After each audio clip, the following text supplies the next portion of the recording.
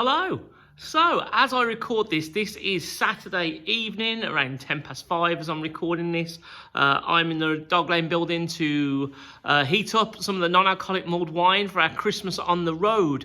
And also, Liz and I are in the middle of moving house. What a weekend.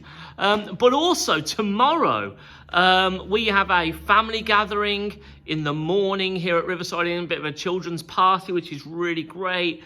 People have been booking in with that. But also tomorrow evening at 6 o'clock is our carol service event at St George's Hall called Something to Talk About.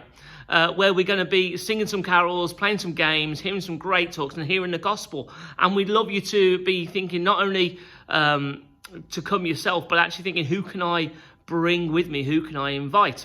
Now, as many of you know, the government announced their Plan B last week on Wednesday. And when they announced their Plan B, I didn't think they were going to change any of the restrictions for places on worship until next Wednesday. However, found out today that they have changed the restrictions on all places of worship meeting yesterday.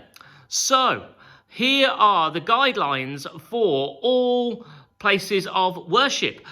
We are required now we can still gather and we can still sing, but we are required to wear masks, which is something that Liz and myself and the elders have been doing for everyone's safety throughout the service. This is now what the government has come down and said this is mandatory for all places of worship, for people who haven't got a medical exemption to be wearing face masks at all services. The only times that I won't be wearing mine is when I'll be up at the front presenting, and it will go on for the rest of it. I know there is some grey area around singing. The government's advice does say, if you would like, for your comfort, you can remove your mask to sing with. I sing with my mask on, and I will continue to do so. But the government mandate, the government restrictions, the Plan B says we must wear face masks in places of worship, and we would ask that you would keep them on during singing. But if you're able to keep them on, we would appreciate that as well.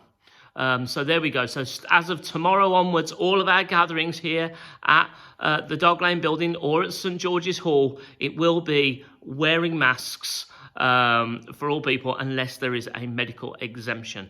So I just wanted to get that notice out now so it wasn't a surprise to anyone tomorrow. We do want to keep everybody as safe as possible. And the last thing I think any of us want right now is another lockdown.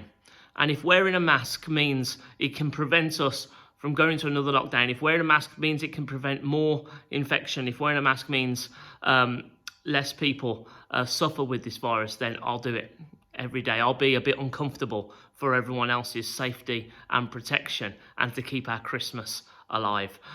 So, yeah, please come down. We're looking forward to singing Christmas carols with you all. But, yeah, please, face masks at all our services for your own safety and everyone else's.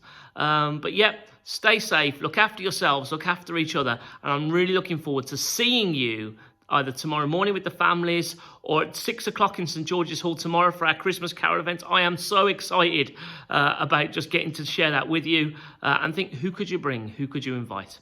Have a great Saturday night, and we'll speak to you soon.